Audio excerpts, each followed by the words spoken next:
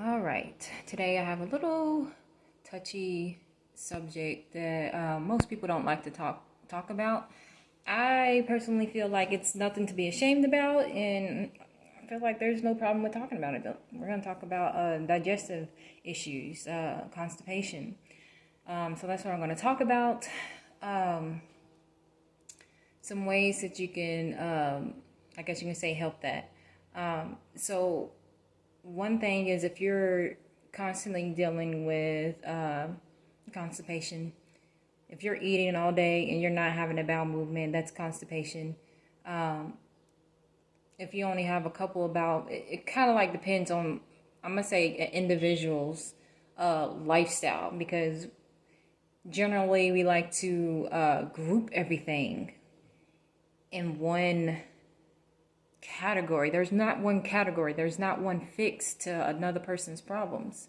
So if you're suffering from constipation, you might want to cut out processed sugars. You might want to cut out your breads. Or you might want to just cut out processed food in general. That could be one thing that is causing your constipation.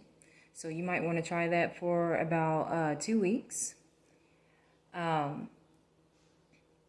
Another thing is you probably not getting enough water as well. You want to make sure you're getting enough, excuse me, let me take that back. You're not getting enough hydration into your body. You want to make sure you're very well hydrating, whether it's some electrolyte water, some natural, freshly juiced fruits or vegetable juices, something that you do at your home. You don't want to go out and buy, I know they're good and, tasty and all that, but for the maximum benefits, you want to get your own juicer. You want to get your own, and then you want to get your fruits and vegetables and figure out which ones you want to juice. And yeah, do that. Also, fruits. I am telling you, fruits is like one of the best cleansers in my experience. Particularly cherries is one thing that would just clean my body out. Cherries, and also drinking coconut water. Now, to me, coconut water is like an acquired taste, because that stuff is nasty, and I gave it to my little one to taste as well, and straight said it was nasty, doesn't taste good, and I agreed. But after I got to experience the benefits of coconut water, I just learned to acquire its taste, just like coffee. Coffee to me was an acquired taste. And once I just drunk it and kept drinking, it was just like it was no biggie. The bitterness did not, bother me. Now, coconut water does not have a bitterness to it. It's just a weird taste. That's all I can say. Another thing you can also do is take some cleansing herbs.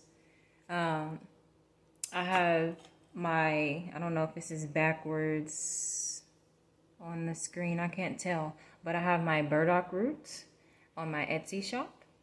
This is approximately, let's see, there's about 6 tablespoons out of this. So when you're making your burdock root, it is best if you use it with another herb like dandelion root. It's typically used with dandelion root together. Dandelion root and burdock root is best together. But if you do use burdock root by itself, it's very good for aiding in digestion. And it's also good for inflammation. It's all kinds of things. So just look into burdock root for yourself. But first come, first serve on my Etsy shop. You can search for my shop on Calypso's. It's Calypso's MBG. I'll put the name of my shop and how to spell it in the comment section. But yes, burdock root, first come, first serve. I'm saying a lot.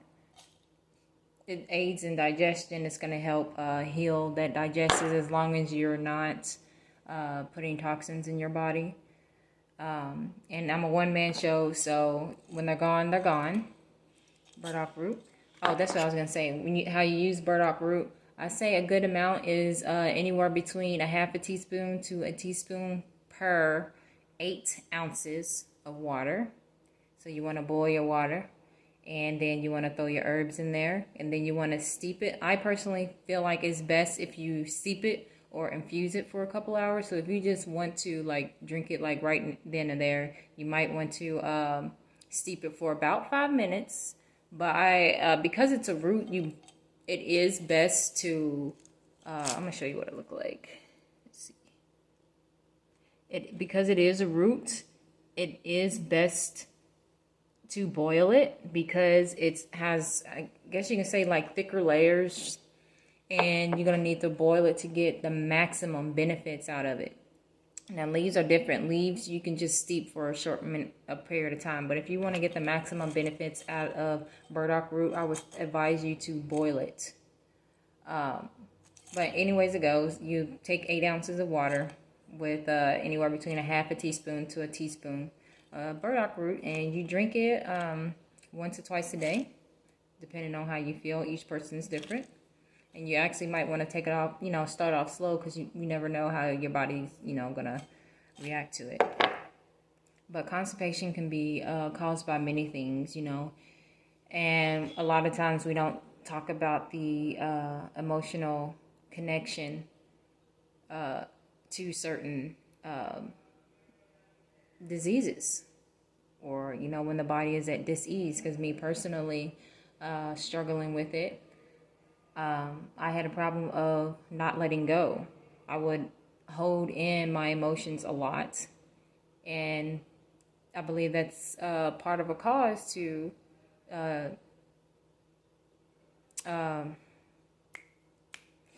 there's a distraction out in the hallway, so I'm getting distracted. Constipation. So yeah, just play around with your diet and see how things go. Okay, I forgot to mention on my other video talking about constipation, why I don't know if I mentioned processed sugar. I mentioned taking out processed foods, but what processed sugar does, when you for one thing, you isolate that single thing. Sugar cane, for example, the whole thing is a cane, but you make an isolated, I don't know what you would call it, and it becomes sugar. Then you got sugar cane, just the sugar from the cane. And then you got an extra process that they do, which is, I guess you can say, call it processed sugar, where they actually strip it. They strip it from everything. They strip it from all its nutrients, and that's how you get white sugar. Now, I'm telling you, sugar, processed sugar, it takes the water from your body.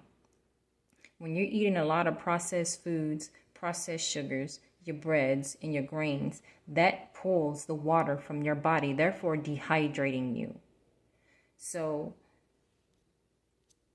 if you're suffering from constipation, you're going to have to start rehydrating yourself. If I was you, I would try to go for coconut water if you do not have a juicer. And do something to your water. If you get, if you're using tap water, I would recommend you not to use tap water. Get you a filter, some sort of filter. Filter that water, and then you can also get some minerals, add mineral water to it, and add just a pinch of salt to whatever cup. Like if you're having 16 ounces, like if you have a bottle or whatever, and you put your water in a bottle and you drink that throughout most of the day, just add a pinch of salt to whatever serving of water you're going to have. That's going to help you absorb that water better, and to help aid in the process of there's a process of the H2O water, because it's not structured no more the way that we have it running through pipes. It has no life. So therefore, when we just drink straight tap water, or just, the water in general, it does not have no life unless we do something to it. And so because it has no life, our body has to heat up. To my understanding, the body has to heat up to convert that H2O water into the water that we need for our bodies.